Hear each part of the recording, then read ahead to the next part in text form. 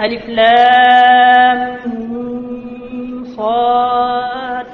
كتاب أنزل إليك فلا يكن في صدرك حرج منه لتنذر به وذكرى للمؤمنين اتبعوا ما أنزل إليكم من ربكم ولا تتبعوا من دونه أولياء قليلا ما تذكرون وكم من قرية أهلكناها فجاءها بأسنا بياتا أو هم قائلون وما كان دعوهم إذ جاءهم بأسنا إلا أن قالوا إنا كنا ظالمين فلنسألن الذين أرسل إليهم ولنسألن المرسلين فلنقصن عليهم بعلم وما كنا غائبين والوزن يومئذ الحق فمن ثقلت موازينه فأولئك هم المفلحون ومن خفت موازينه فأولئك الذين خسروا أنفسهم بما كانوا بآياتنا يظلمون ولقد مكناكم في الأرض وجعلنا لكم فيها معايش قليلا ما تشكرون ولقد خلقناكم ثم صورناكم ثم قلنا للملائكة اسجدوا لآدم فسجدوا إلا إبليس لم يكن من الساجدين قال ما منعك ألا تسجد إذا أمرتك قال أنا خير منه خلقتني من نار وخلقته من طين قال فاهبط منها فما يكون لك أن تتكبر فيها فاخرج إنك من الصاغرين قال أنظرني إلى يوم يبعثون قال إنك من المنظرين قال فبما أغويتني لأقعدن لهم صراطك المستقيم ثم لآتينهم من بين أيديهم ومن خلفهم وعن أيمانهم وعن شمائلهم ولا تجد أكثرهم شاكرين قال اخرج منها مذموما مدحورا لمن تبعك منهم لأملأن جهنم منكم أجمعين ويا آدم اسكن أنت وزوجك الجنة فكلا من حيث شئتما ولا تقربا هذه الشجرة فتكونا من الظالمين فوسوس لهما الشيطان ليبدي لهما ما وري عنهما من سوآتهما وقال ما نهيكما ربكما عن هذه الشجرة إلا أن تكونا ملكين أو تكونا من الخالدين وقاسمهما إني لكما لمن الناصحين فدلاهما بغرور فلما ذاقا الشجرة بدت لهما سوآتهما وطفقا يخصفان عليهما من ورق الجنة وناديهما ربهما ألم أنهكما عن تلكما الشجرة وأقل لكما إن الشيطان لكما عدو مبين قالا ربنا ظلمنا أنفسنا وإن لم تغفر لنا وترحمنا لنكونن من الخاسرين قال اهبطوا بعضكم لبعض عدو ولكم في الأرض مستقر ومتاع إلى حين قال فيها تحيون وفيها تموتون ومنها تخرجون يا بني آدم قد أنزلنا عليكم لباسا يواري سوآتكم وريشا ولباس التقوى ذلك خير ذلك من آيات الله لعلهم يذكرون يا بني آدم لا يفتننكم الشيطان كما أخرج أبويكم من الجنة ينزع عنهما لباسهما ليريهما سوآتهما إنه يراكم هو وقبيله من حيث لا ترونهم إنا جعلنا الشياطين أولياء للذين لا يؤمنون وإذا فعلوا فاحشة قالوا وجدنا عليها آباءنا والله أمرنا بها قل إن الله لا يأمر بالفحشاء يتقولون على الله ما لا تعلمون قل أمر ربي بالقسط وأقيموا وجوهكم عند كل مسجد وادعوه مخلصين له الدين كما بدأكم تعودون فريقا هدى وفريقا حق عليهم الضلالة إنهم اتخذوا الشياطين أولياء من دون الله ويحسبون أنهم مهتدون يا بني آدم خذوا زينتكم عند كل مسجد وكلوا واشربوا ولا تسرفوا إنه لا يحب المسرفين زينة الله التي أخرج لعباده والطيبات هي للذين آمنوا في الحياة الدنيا خالصة يوم القيامة كذلك نفصل الآيات لقوم يعلمون قل إنما حرم ربي الفواحش ما ظهر منها وما بطن والإثم والبغي بغير الحق وأن تشركوا بالله ما لم ينزل به سلطانا وأن تقولوا على الله ما لا تعلمون ولكل أمة أجل فإذا جاء أجلهم لا يستأخرون ساعة ولا يستقدمون يا بني آدم إما يأتينكم رسل منكم يقصون عليكم آياتي فمن اتقي وأصلح فلا خوف عليهم ولا هم يحزنون والذين كذبوا بآياتنا واستكبروا عنها أولئك أصحاب النار هم فيها خالدون فمن أظلم ممن افترى على الله كذبا أو كذب بآياته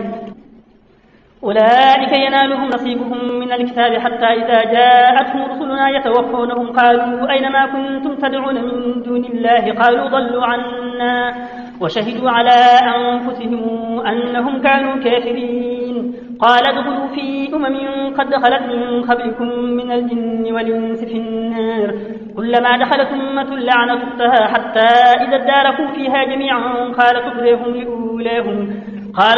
لأوليهم ربنا هؤلاء يضلون فآتهم عذابا ضعفا من النار قال لكل ضعف ولكن لا تعلمون وقالت أوليهم لأخريهم فما كان لكم علينا من فضل فذوقوا العذاب بما كنتم تكسبون إن الذين كذبوا بآياتنا واستكبروا عنها لا تفتح لهم أبواب السماء ولا يدخلون الجنة حتى يلج الجمل في سم الخياط وكذلك نجزي المجرمين لهم من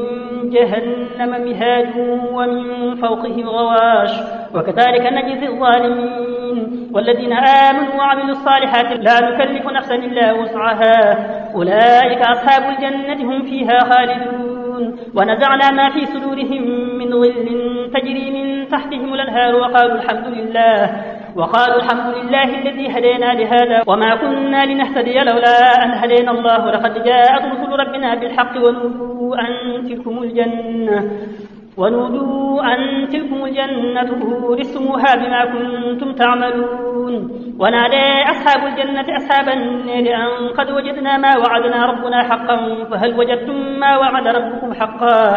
قالوا نعم فأذن مؤذن بينهم اللعنة الله على الظالمين الذين يصدون عن سبيل الله ويبغونها عوجا وهم بالآخرة كافرون وبينهما حجاب وعلى الأعراف رجال يعرفون كلا بسيماهم ونادوا أصحاب الجنة أن سلام عليكم لم يدخلوها وهم يطمعون وإذا صرفت أبصارهم تلقاء أصحاب النار قالوا ربنا لا تجعلنا مع القوم الظالمين ونادى أصحاب الأعراف رجالا يعرفونهم بسيماهم قالوا ما أغني عنكم جمعكم وما كنتم تستكبرون أهؤلاء الذين أقسمتم لا ينالهم الله برحمة ادخلوا الجنة لا خوف عليكم ولا أنتم تحزنون ونادى أصحاب النار أصحاب الجنة أن أفيضوا علينا من الماء يوم ما رزقكم الله قالوا إن الله حرمهما على الكافرين الذين اتخذوا دينهم لهوا ولعبا وغرتهم الحياة الدنيا فاليوم ننسيهم كما نسوا لقاء يوم هذا وما كانوا بآياتنا يجحدون ولقد جئناهم بكتاب فصلناه على علم هدى ورحمة لقوم يؤمنون هل ينظرون إلا تأويله يوم يأتي تأويله يقول الذين نسوه من قبل قد جاءت رسل ربنا بالحق فهل لنا من شفعاء فيشفعوا لنا أو نرد فنعمل غير الذي كنا نعمل قد خسروا أنفسهم وضل عنهم ما كانوا يفترون إن ربكم الله الذي خلق السماوات والأرض في 6 أيام ثم استوى على العرش يغشي الليل النهار يطلبه حثيثا والشمس والقمر والنجوم مسخرات بأمره ألا له الخلق والأمر تبارك الله رب العالمين ادعوا ربكم تضرعا وخفية إنه لا يحب المعتدين ولا تفسدوا في الأرض بعد إصلاحها وادعوه خوفا وطمعا إن رحمة الله قريب من المحسنين وهو الذي يرسل الرياح نشرا بين يدي رحمته حتى إذا أقلت سحابا ثقالا سقناه لبلد ميت فأنزلنا به الماء فأخرجنا به من كل الثمرات كذلك نخرج الموتى لعلكم تذكرون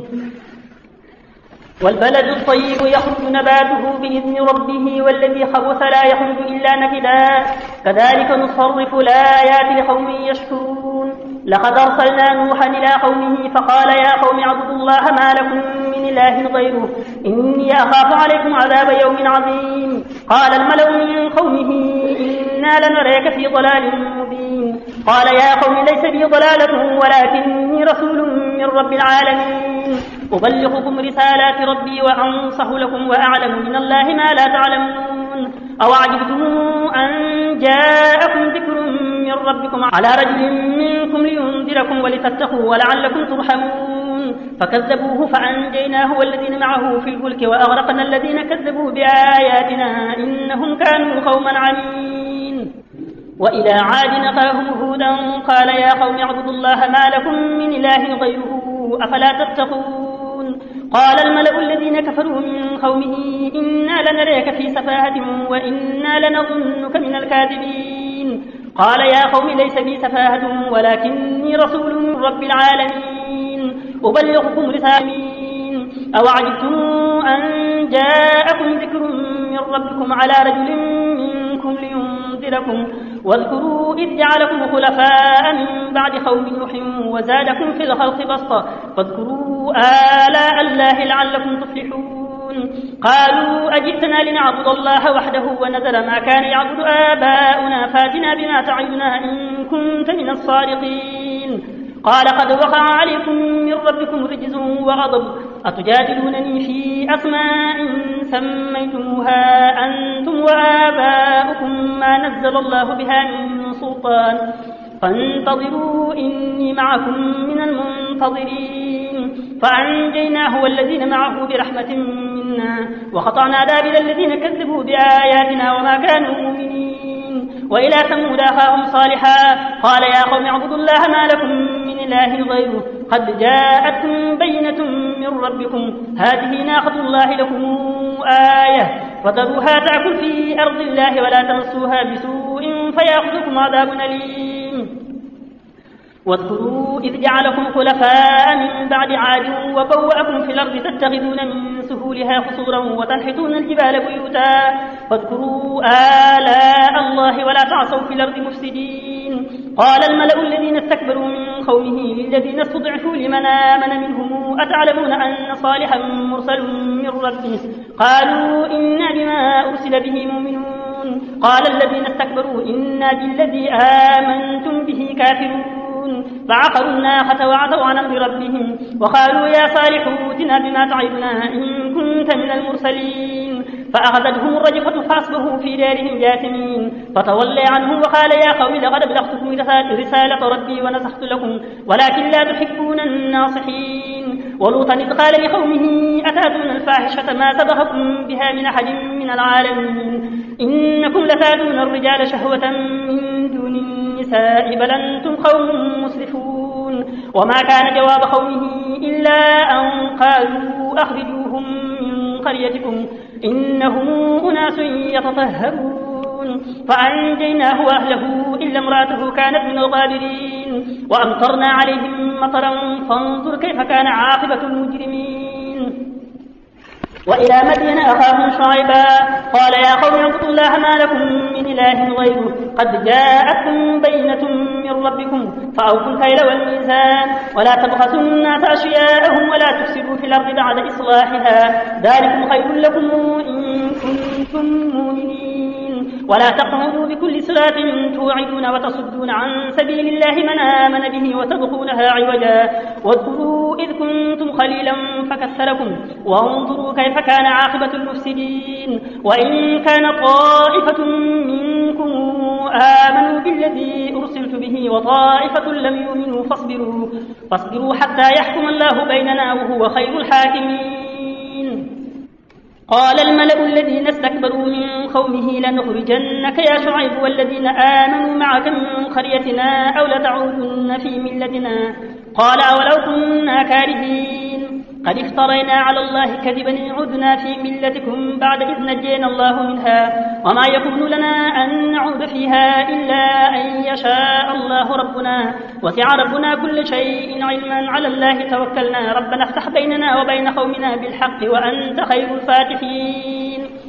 وقال الملأ الذين كفروا من قومه لئن اتبعتم شعيبا إنكم إذا لخاسرون. فأخذتهم الرجفة فأصبحوا في دارهم جاثمين. الذين كذبوا شعيبا كأن لم يغنوا فيها الذين كذبوا شعيبا كانوا هم الخاسرين. فتولى عنهم وقال يا قوم لقد أبلغتكم رسالات ربي ونصحت لكم فكيف آتي على قوم كافرين. وما أرسلنا في قرية من نبي إلا أخذنا أهلها بالبأساء والضراء لعلهم يضرعون. ثم بدلنا مكان السيئة الحسنة حتى عفوا وقالوا قد مس آباءنا الضراء والسراء فأخذناهم بغتة وهم لا يشعرون ولو أن أهل القرى آمنوا واتقوا لفتحنا عليهم بركات من السماء والأرض ولكن كذبوا فأخذناهم بما كانوا يكسبون أفأمن أهل القرى أن يأتيهم بأسنا بياتا وهم نائمون أو من أهل القرى أن يأتيهم بأسنا ضحى وهم يلعبون أفأمنوا مكر الله فلا يأمن مكر الله إلا القوم الخاسرون أولم يهد للذين يرثون الأرض من بعد أهلها أن لو نشاء وصبناهم بذنوبهم ونطبع على قلوبهم فهم لا يسمعون تلك القرى نقص عليك من أنبائها ولقد جاءتهم رسلهم بالبينات فما كانوا ليؤمنوا بما كذبوا من قبل كذلك يطبع الله على قلوب الكافرين وما وجدنا لأكثرهم من عهد وإن وجدنا أكثرهم لفاسقين ثم بعثنا من بعدهم موسى بآياتنا إلى فرعون وملئه وظلموا بها فانظر كيف كان عاقبة المفسدين وقال موسى يا فرعون إني رسول من رب العالمين حقيق علي ألا أقول على الله إلا الحق قد جئتكم ببينة من ربكم فأرسل معي بني إسرائيل قال إن كنت جئت بآية فات بها إن كنت من الصادقين فألقي عصاه فإذا هي ثعبان مبين ونزع يده فإذا هي بيضاء للناظرين قال الملأ من قوم فرعون إن هذا لساحر عليم يريد أن يخرجكم من أرضكم فماذا تأمرون قالوا أرجه وأخاه وأرسل في المدائن حاشرين يأتوك بكل ساحر عليم وجاء السحرة فرعون قالوا إن لنا لأجرا إن كنا نحن الغالبين قال نعم وإنكم لمن المقربين قالوا يا موسى إما أن تلقي وإما أن نكون نحن الملقين قال ألقوا فلما ألقوا سحروا أعين الناس واسترهبوهم وجاءوا بسحر عظيم وأوحينا إلى موسى أن ألق عصاك فإذا هي تلقف ما يافكون فوقع الحق وبطل ما كانوا يعملون فضربوا هنالك وانقلبوا صاغرين وألقي السحرة ساجدين قالوا آمنا برب العالمين رب موسى وهارون قال فرعون آمنتم به قبل أن آذن لكم إن هذا لمكر مكرتموه في المدينة لتخرجوا منها أهلها فسوف تعلمون لأقطعن أيديكم وأرجلكم من خلاف ثم لأصلبنكم أجمعين قالوا إنا إلى ربنا منقلبون وما تنقم منا إلا أن آمنا بآيات ربنا لما جاءتنا ربنا أفرغ علينا صبرا وتوفنا مسلمين وقال الملأ من قوم فرعون أتذر موسى وقومه ليفسدوا في الأرض ويذرك وآلهتك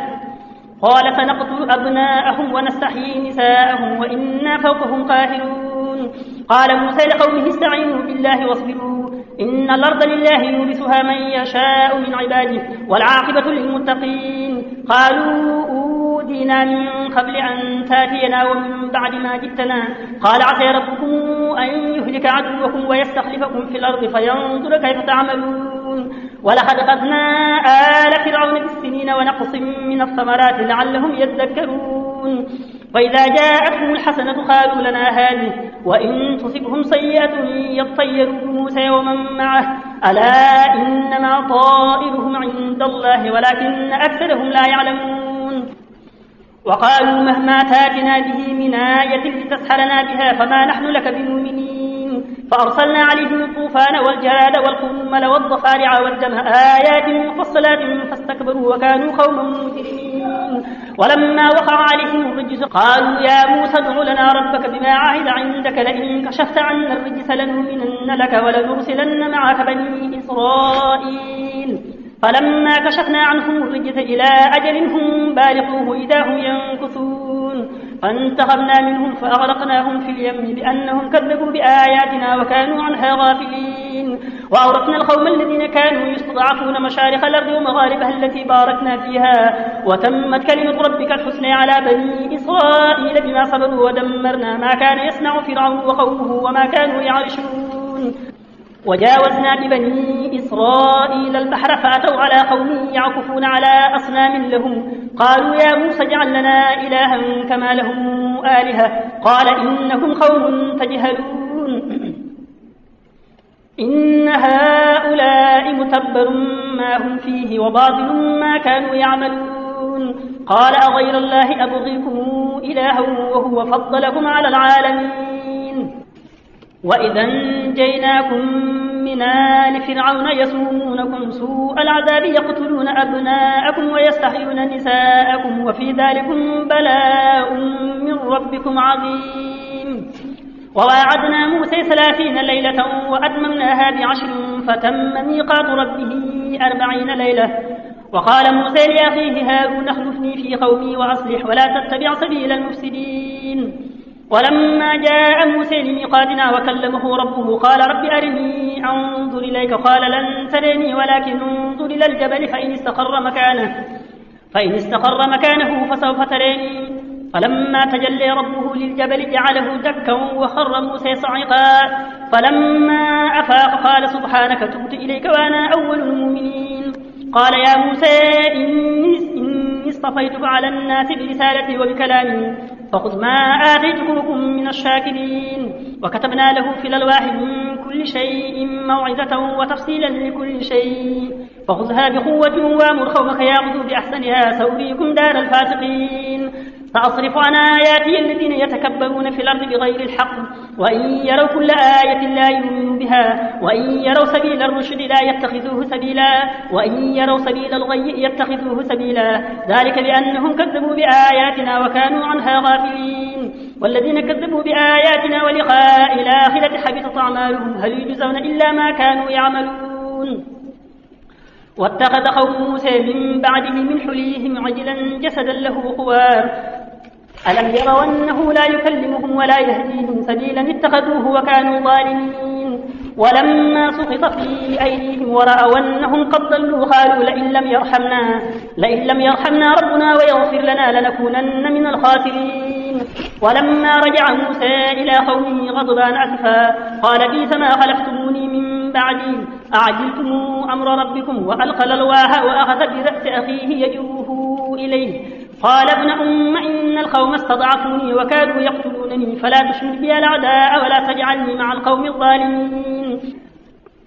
قال رب اغفر لي ولأخي وأدخلنا في رحمتك وأنت أرحم الراحمين إن الذين اتخذوا العجلة ينالهم غضب من ربهم وذلة في الحياة الدنيا وكذلك نجزي المفترين والذين عملوا السيئات ثم تابوا من بعدها وآمنوا إن ربك من بعدها لغفور رحيم ولما سكت عن موسى الغضب أخذ الألواح وفي نسختها هدى ورحمة للذين هم لربهم يرهبون واختار موسى قومه 70 رجلا لميقاتنا فلما أخذتهم الرجفة قال رب لو شئت أهلكتهم من قبل إياي أتهلكنا بما فعل السفهاء منا إن هي إلا فتنتك تضل بها من تشاء وتهدي من تشاء أنت ولينا فاغفر لنا وارحمنا وأنت خير الغافرين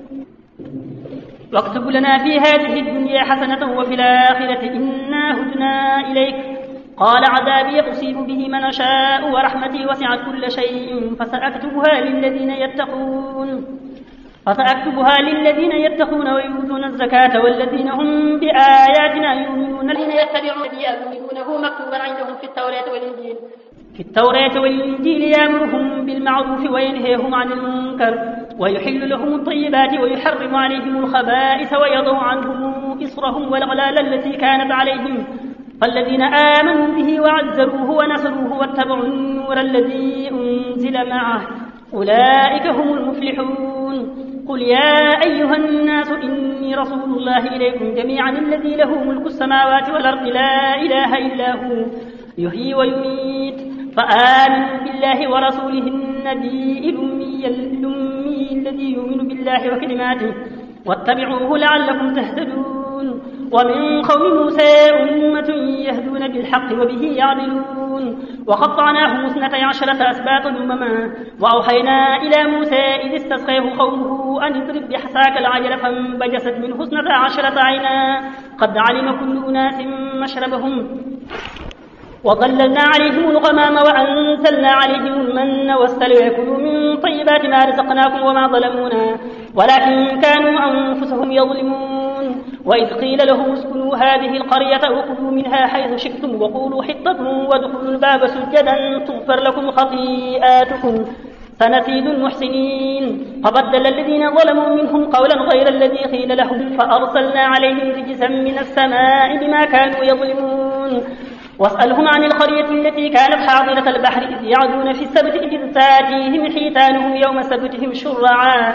ويوم لا يسبتون لا تاتيهم كذلك نبلوهم بما كانوا يفسقون. وإذ قالت أمة منهم لم تعظون قوما الله مهلكهم أو معذبهم عذابا شديدا قالوا معذرة إلى ربكم ولعلهم يتقون. فلما نسوا ما ذكروا به أنجينا الذين ينهون عن السوء وأخذنا الذين ظلموا بعذاب بئس بما كانوا يفسقون. فلما عتوا عما نهوا عنه قلنا لهم كونوا قردة خاسئين. وإذ تأذن ربك ليبعثن عليهم إلى يوم القيامة من يسومهم سوء العذاب إن ربك لسريع العقاب وإنه لغفور رحيم. وقطعناهم في الأرض أمما منهم الصالحون ومنهم دون ذلك وبلوناهم بالحسنات والسيئات لعلهم يرجعون. فخلف من بعدهم خلف ورثوا الكتاب يأخذون عرض هذا الأدنى ويقولون سيغفر لنا وإن ياتهم عرض مثله يأخذوه. ألم يؤخذ عليهم ميثاق الكتاب ألا يقولوا على الله إلا الحق ودرسوا ما فيه والدار الآخرة خير للذين يتقون أفلا تعقلون. والذين يمسكون بالكتاب وأقاموا الصلاة إنا لا نضيع أجر المصلحين. وإذ نتقنا الجبل فوقهم كأنه ظلة وظنوا أنه واقع بهم خذوا ما آتيناكم بقوة واذكروا ما فيه لعلكم تتقون. وإذا أخذ ربك من بني آدم من ظهورهم ذرياتهم وأشهدهم على أنفسهم ألست بربكم قالوا بلى شهدنا أن تقولوا يوم القيامة إنا كنا عن هذا غافلين أو تقولوا إنما أشرك آباؤنا من قبل وكنا ذرية من بعدهم أفتهلكنا بما فعل المبطلون. وكذلك نفصل الآيات ولعلهم يرجعون. واتل عليهم نبأ الذي آتيناه آياتنا فانسلخ منها فأتبعه الشيطان فكان من الغاوين. ولو شئنا لرفعناه بها ولكنه أخلد إلى الأرض واتبع هواه فمثله كمثل الكلب إن تحمل عليه يلهث أو تتركه يلهث ذلك مثل القوم الذين كذبوا بآياتنا فاقصص القصص لعلهم يتفكرون. ساء مثلا القوم الذين كذبوا بآياتنا وأنفسهم كانوا يظلمون. من يهد الله فهو المهتدي ومن يضلل فأولئك هم الخاسرون. ولقد ذرأنا لجهنم كثيرا من الجن والإنس لهم قلوب لا يفقهون بها ولهم أعين لا يبصرون بها ولهم آذان لا يسمعون بها أولئك كالأنعام بل هم أضل أولئك هم الغافلون. ولله الأسماء الحسنى فادعوه بها وذروا الذين يلحدون في أسمائه سيجزون ما كانوا يعملون. وممن خلقنا أمة يهدون بالحق وبه يعدلون. والذين كذبوا بآياتنا سنستدرجهم من حيث لا يعلمون وأملي لهم إن كيدي متين. أولم يتفكروا ما بصاحبهم من جنة إن هو إلا نذير مبين. أولم ينظروا في ملكوت السماوات والأرض وما خلق الله من شيء وأن عسى أن يكون قد اقترب أجلهم فبأي حديث بعده يؤمنون. من يضلل الله فلا هادي له ونذرهم في طغيانهم يعمهون. يسألونك عن الساعة أيان مرساها قل إنما علمها عند ربي لا يجليها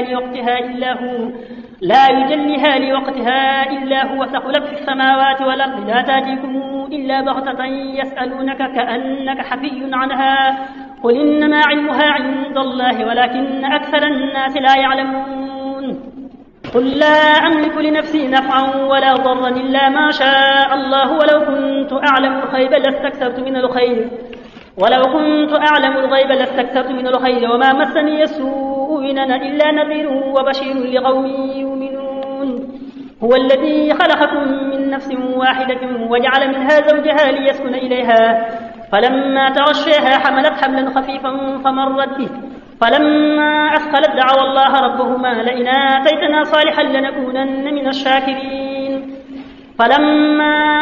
آتيهما صالحا جعلا له شركا فيما آتيهما فتعالى الله عما يشركون أيشركون ما لا يخلق شيئا وهم يخلقون ولا يستطيعون لهم نصرا ولا أنفسهم ينصرون وإن تدعوهم إلى الهدى لا يتبعوكم سواء عليكم أدعوتموهم أم أنتم صامتون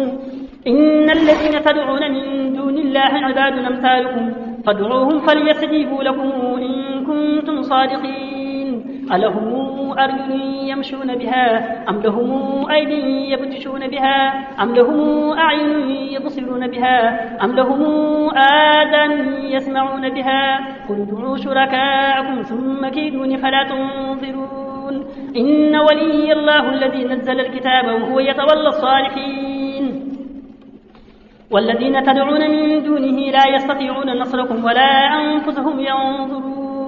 وإن تدعوهم إلى الهدى لا يسمعوا وتراهم ينظرون إليك وهم لا يبصرون خذ العفو وامر بالعرف وأعرض عن الجاهلين وإما ينزغنك من الشيطان نزغ فاستعذ بالله إنه سميع عليم إن الذين اتقوا إذا مسهم طائف من الشيطان تذكروا فإذا هم مبصرون وإخوانهم يمدونهم في الغي ثم لا يقصرون وإذا لم تأتهم بآية قالوا لولا اجتبيتها قل إنما أتبع ما يوحى إلي من ربي هذا بصائر من ربكم وهدى ورحمة لقوم يؤمنون وإذا قرئ القرآن فاستمعوا له وأنصتوا لعلكم ترحمون واذكر ربك في نفسك تضرعا وخيفة ودون الجهر من القول بالغدو ولا صال ولا تكن من الغافلين إن الذين عند ربك لا يستكبرون عن عبادته ويسبحونه وله يسجدون بسم الله الرحمن الرحيم يسألونك عن الأنفال قل الأنفال لله والرسول فاتقوا الله وأصلحوا ذات بينكم وأطيعوا الله ورسوله إن كنتم مؤمنين إنما المؤمنون الذين إذا ذكر الله وجلت قلوبهم وإذا تليت عليهم آياته زادتهم إيمانا وعلى ربهم يتوكلون الذين يقيمون الصلاة ومما رزقناهم ينفقون أولئك هم المؤمنون حقا لهم درجات عند ربهم ومغفرة ورزق كريم